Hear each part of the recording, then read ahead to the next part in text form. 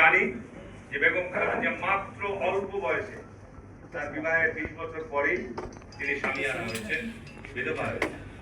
বাংলাদেশের স্বার্থে, বাংলাদেশের জনগণের স্বার্থে, বাংলাদেশের দেশের স্বার্থে কখনোই এর বিরুদ্ধে তাকে কখনোই কেউ দাঁড় করাতে পারে না।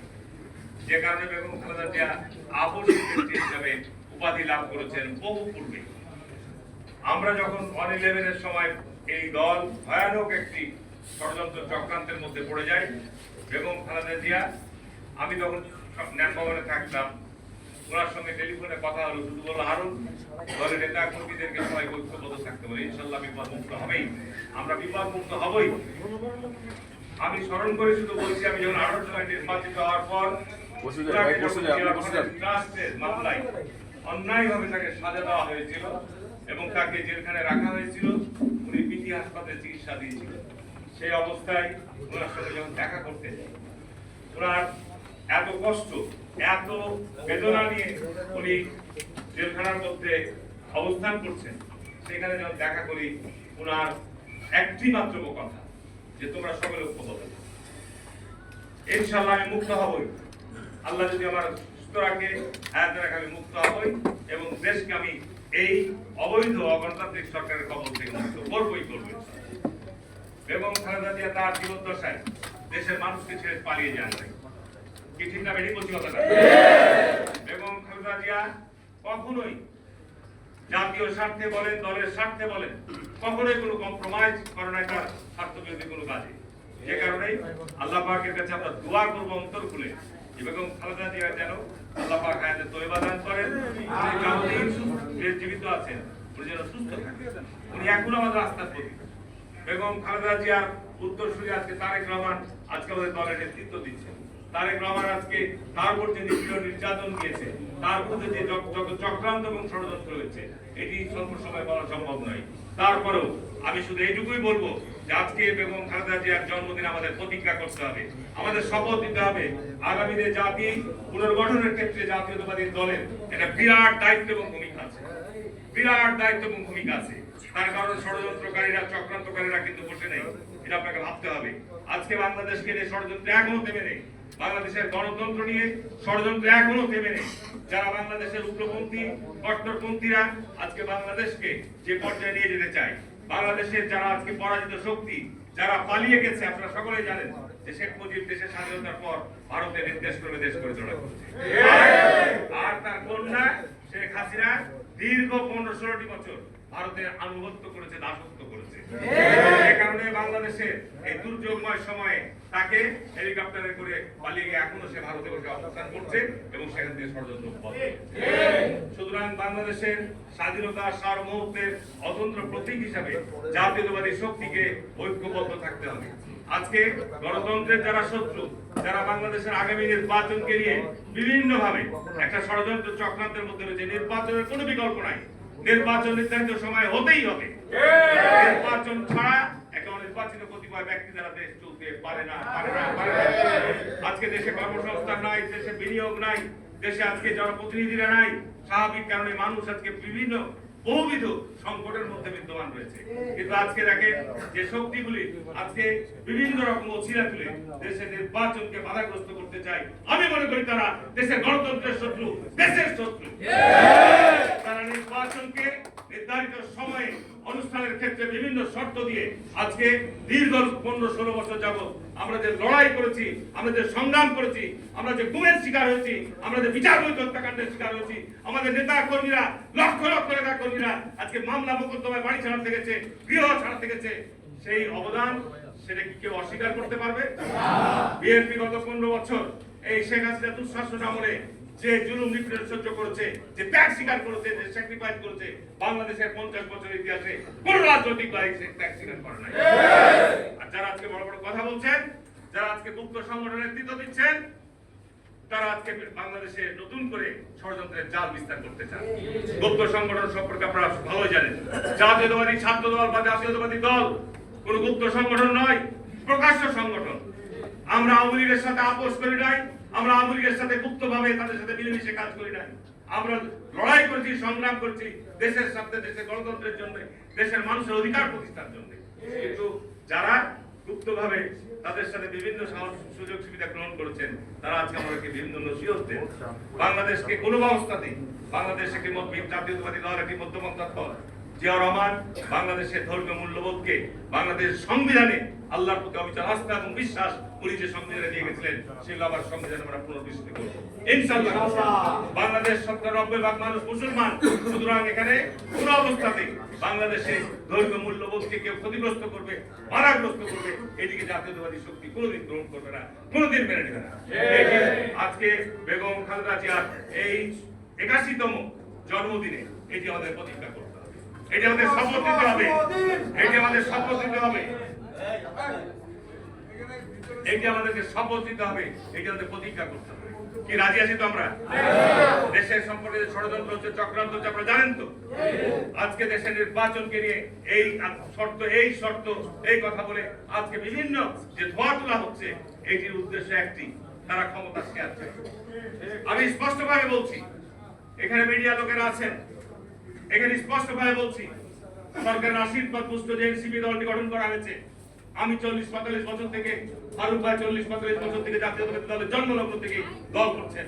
আমরা অনেকে আছি এখানে বিএনপি জন্মলগ্ন থেকে দল করে আসছি।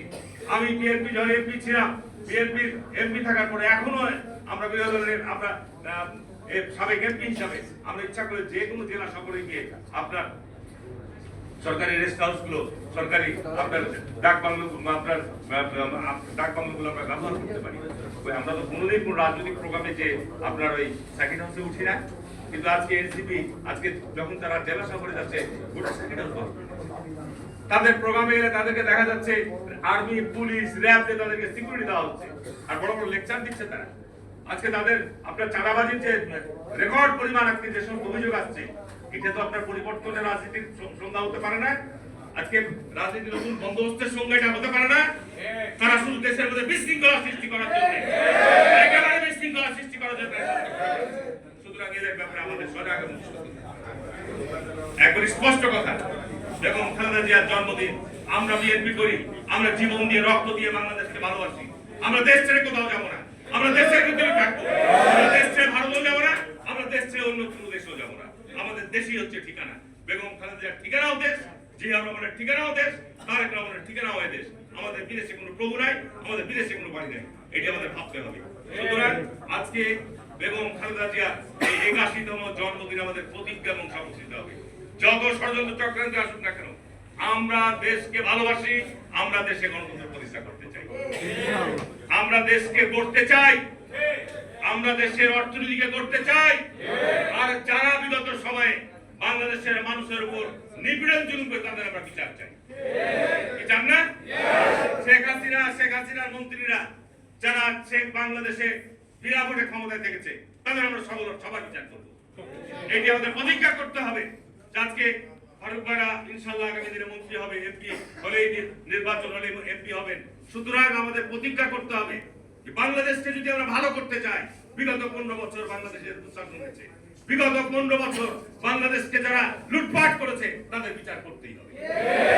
এই মেসেজ আমরা স্পষ্ট, এই মেসেজ স্পষ্ট, এটা আমাদেরকে স্পষ্টভাবে জানিয়ে দিতে হবে যে যারা আজকে বাংলাদেশকে অতীতে একটা পরাধীন রাষ্ট্র বানাতে চেয়েছিল, এটা সেবাদাস রাষ্ট্র বানাতে চেয়েছিল, এটা গোলামী রাষ্ট্র বানাতে চেয়েছিল, তারা আর বিএনপির মধ্যে পার্থক্য আছে। আমরা অবশ্যই ভারতের সাথে আমাদের সৌহার্দ্য, সম্প্রীতি, বন্ধুত্ব চাই, কারণ ভারত আমাদের বড় প্রতিবেশী দেশ। ভারত আমাদের উপর কর্তৃত্ব করবে, ভারত আমাদেরকে শাসন করবে, এইটি আমরা কোনোভাবে মেনে নেব না। অতীতেও মেনে নিনি, জিয়া রহমানও মেনে নেয়নি, বেগম খালেদা জিয়াও মেনে নেয়নি, তারেক রহমানও মেনে নেবে না। ভারতের সাথে আমাদের যে সমস্ত সংকট রয়েছে, আমরা সেগুলো বন্ধুত্বপূর্ণ, সৌহার্দ্যপূর্ণ সম্পর্কের মধ্যে দিয়ে সমাধান করতে চাই। এটি বিএনপির রাজনীতি, এটি বিএনপির দর্শন। তাই আমি আজকে বলবো, বেগম আজকে জুম্মার দিন যদিও বক্তব্য বাড়াবো না, প্রধানমন্ত্রী বক্তব্য দিবেন। আজকে বাংলাদেশের এই সংকটময় সময়, একটা সংকটময় সময় আমরা অতিক্রম করছি, কোনো সন্দেহ নাই, কোনো সন্দেহ নাই। এই সংকটময় সময়কে আজকে আমাদের মোকাবেলা করতেই হবে। এই সংকটময় সময়ের জায়গা থেকে আমাদেরকে উত্তরণের পর ইতিমধ্যে আজকে মাননীয় প্রধান উপদেষ্টা উনি যে ঘোষণা দিয়েছেন লন্ডন বৈঠকের মধ্য দিয়ে, আমরা সবাই জানি যে অ্যাক্টিং চেয়ারম্যান তারেক রহমানের সাথে উনি লন্ডন সফরে গিয়ে উনি যে বৈঠক করে এসেছেন, সেই বৈঠকে বলেছে মধ্য ফেব্রুয়ারির মধ্যে নির্বাচন। আজকে কে বলছে পিআর পদ্ধতি, আজকে কে বলছে যে আজকে ওই বিচার না হলে, আজকে কে বলছে যে না এটা না হলে নির্বাচন করতে দেবো না। এটা বাবার বাড়ির আবদার, এটা বাবার বাড়ির আবদার, এটা তো একটা স্বৈরাচারী বক্তব্য। এটা না হলে আমরা নির্বাচন করতে দেবো না। পিআর পদ্ধতি নিয়ে গত 50 বছরে কোনো দাবি দেওয়া ছিল না। বাংলাদেশে আজকে আমি নির্বাচন কমিশনকে আহ্বান জানাবো, নির্বাচন কমিশন আজকে অনেক আরপিও বিভিন্ন কিছু ঘোষণা করছেন। এই আরপিও গুলো চূড়ান্ত করার পূর্বে, এই আরপিও গুলোর অর্ডিন্যান্স করার পূর্বে অবশ্যই বৃহত্তম রাজনৈতিক দলগুলোর সাথে আপনি আলোচনার পথ খুলবেন। কারণ আপনি আজকে যে সমস্ত আরপিও সংসদে নিয়ে আসছেন, এগুলোর ক্ষেত্রে যারা আমরা স্টেক হোল্ডার, আমরা যারা নির্বাচনে অংশগ্রহণ করে আসছি, আমরা যারা নির্বাচন করব, তাদের সঙ্গে আলোচনা করা একান্ত অপরিহার্য।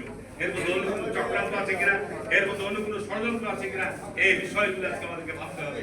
যে কারণে আজকে আমরা আহ্বান জানাবো, আমরা সরকারকে পরিপূর্ণ সহায়তা দিচ্ছি, নির্বাচন কমিশনকে সহায়তা দিচ্ছি। নির্বাচনকে নিয়ে আজকে যারা বলতে চায় যে বিএনপি এখানে যে আজকে যে ব্যাপক মেজরিটি নিয়ে বিজয় লাভ করে, কোনো সন্দেহ নেই। কি কোনো সন্দেহ আছে? বাংলাদেশ জাতীয়তাবাদী দল ছাড়া আগামীতে দেশ পরিচালনা করার মতো কোন রাজনৈতিক শক্তি আছে? বাংলাদেশ জাতীয়তাবাদী দলকে মোকাবেলা করার মতো বাংলাদেশে এখন বর্তমানে কোন রাজনৈতিক দল আছে? সুতরাং আগামী দিনে আমি আমার এই কর্মজীবী দলের সমস্ত কর্মজীবী দল কিন্তু সংজ্ঞায়িত করতে গেলে এর সঙ্গে কর্মকর্তা থেকে শুরু করে সাধারণ কর্মজীবী পেশাজীবী মানুষ সবাই মিলি কর্মজীবী দল।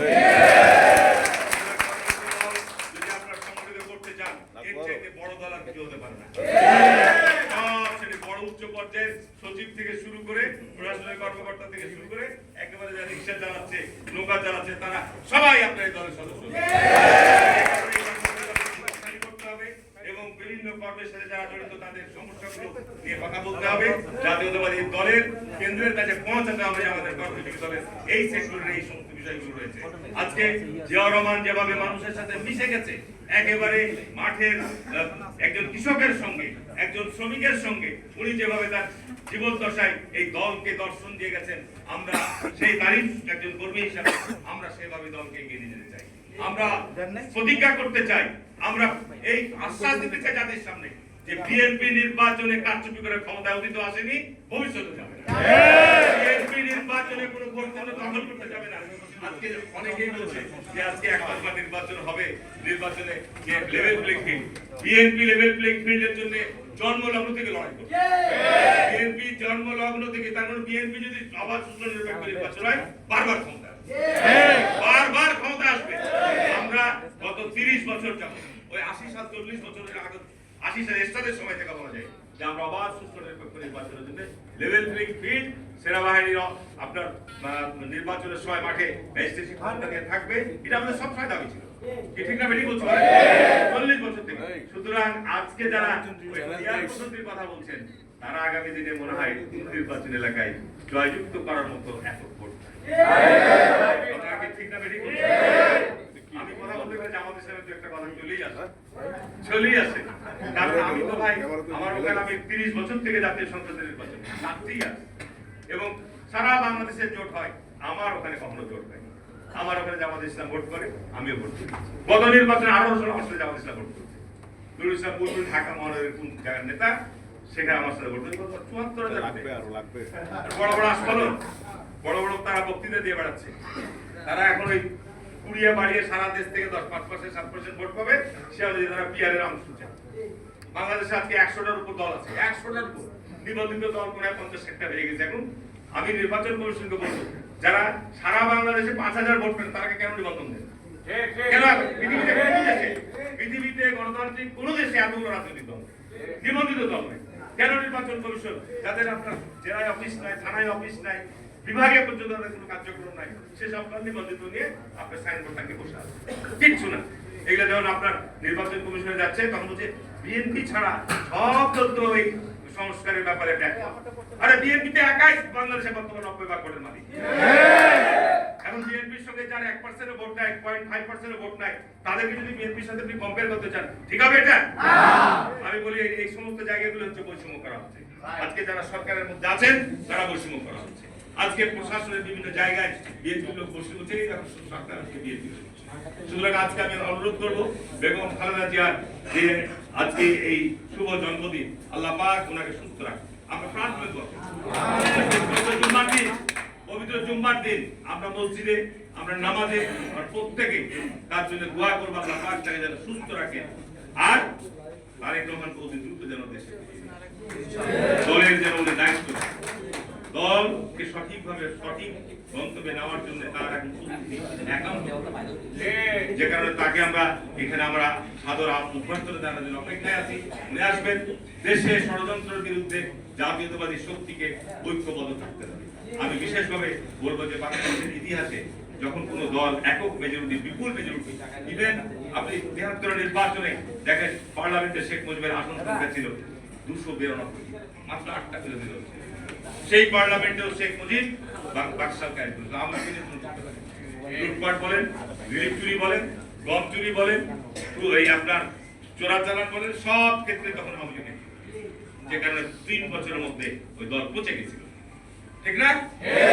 এর পরিণতি শেখ মুজিব একদলের শাসন দিয়ে 15 আগস্ট।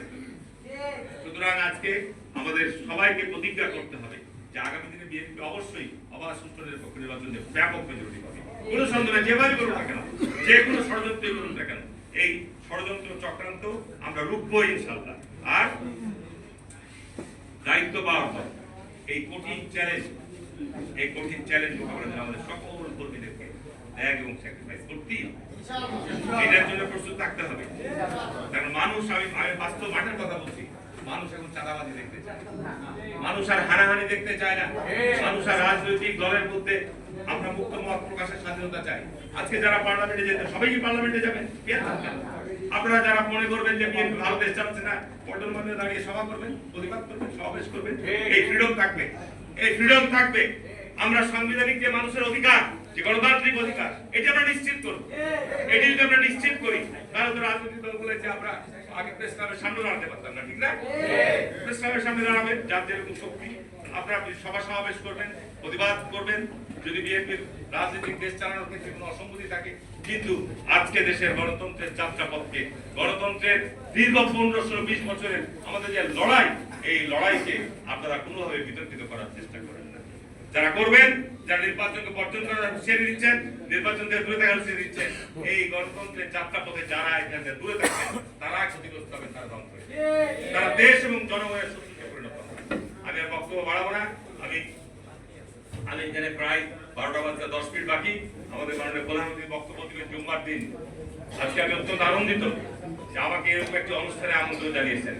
বেগম খালেদা জিয়া সম্পর্কে যদি শুধু এইটুকু বলি, আমি যখন পার্টির সাংগঠনিক সম্পাদক, আমার স্মৃতি থেকেই বলছি যে রাত্রে 12টার সময়, রাত্রে 2টার সময় তখন ঘুমিয়ে গেছি, আমি চাপাগাঁওগঞ্জে আছি।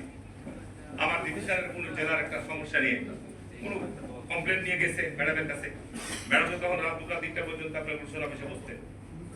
ওদের রাত 2টার সময় আমার ফোন করতে, আরুন তুই ঘুমাচ্ছ না? তোমার খবর নাই তোমার এই জেলাতে এই ঘটনা ঘটছে, কালকে সব নিরুপয়, কালকে সকালে যাবা, যে এটা সমাধান দিয়ে আসবা। চিন্তা করেন, জিয়াউর রহমান সম্পর্কে যদি বলি, আমি কদিন আগে নামাজ পড়ছিলাম, শেখ হাসিনা ক্ষমতা ছিল সোহানবাগ জামে মসজিদে। সেই সোহানবাগ জামে মসজিদে ইমাম সাহেব খুতবায় বলছেন যে দেশে জিয়াউর রহমানের শাসন আমলে কেন আল্লাহর রহমত আসবে না, কেন আল্লাহর রহমত আসবে না? বাংলাদেশের কোন প্রেসিডেন্টের এরকম নজির আছে যে উনি রাত 3টার সময় প্রফেসর আলী হাসান সাহেবকে ফোন দিয়ে, উনি আলী হাসান ছাত্র, আমি সাক্ষী, একেবারে জুম্মার নামাজের খুতবায় বলছেন উনি মন্ত্রীদের, এমপিদের ফোন করতেন রাত 3টার সময়। কি করছেন? ঘুমাচ্ছেন? এখন তো আপনার তাহাজ্জুদে নামাজ পড়া দরকার। তাহাজ্জুদে নামাজ পড়ে দেশের জন্য আপনার উপর যে দায়িত্ব, আপনি এমপি মন্ত্রী হয়েছেন, আপনি যেন সঠিকভাবে পালন করতে পারেন জনগণের এই দায়িত্বের জন্য আপনি আল্লাহর কাছে তাহাজ্জুদে নামাজ পড়ে দোয়া করেন। বাংলাদেশের কোন প্রেসিডেন্ট এই গত 50 বছরে তার নেতা কর্মীদেরকে এরকম ধরনের আপনার খোঁজ নিয়েছে? দ্বিতীয়টা আছে কেউ? জিয়াউর রহমানের শাসনামল কেন বাংলাদেশের স্বর্ণযুগ হবে না? কেন বাংলাদেশের মানুষ জিয়াউর রহমানকে তার হৃদয় থেকে ভালোবাসবে না? কি ঠিক না বেশি বলছেন? বেগম খালেদা জিয়া দলকে যে ভালোবাসা দিয়েছেন, উনার মাত্র অল্প বয়সে বিধবা হয়েছেন, উনি এই জায়গা থেকে দলকে, বিএনপিকে, জাতীয় শক্তিকে যেভাবে উনার স্যাক্রিফাইস দিয়ে, ত্যাগ দিয়ে, যে জুলুমকে মাথায় নিয়ে উনি একজন নারী হিসাবে যে ইতিহাস তৈরি করেছেন, এটা তো বর্ণনা করার অবকাশ থাকে না। আমি শুধু নয়, এই যে আমাদের ফারুক ভাই রাখে যখন মনে করেন উনি চিফ দায়িত্ব পালন করেছে, ওনাকে যখন পুলিশ নির্যাতন করেছে, অনেককেই সিনিয়রদেরকে বলেছে দেখো, উনি নিজেও খোঁজ দিয়েছেন।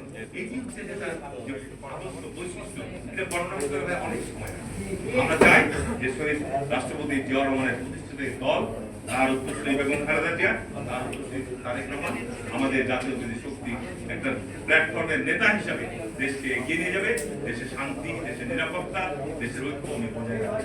আর বক্তব্য না বাড়িয়ে সবার সুস্বাস্থ্য দীর্ঘায়ু কল্যাণ কামনা করে সাংবাদিক ভাইদেরকে অনুরোধ করবো যে আপনারা দেশের স্বার্থে, দেশের গণতন্ত্রের স্বার্থে এই চক্রান্ত এবং ষড়যন্ত্রের বিরুদ্ধে আপনারা আপনাদের লেখনী অব্যাহত রাখবেন।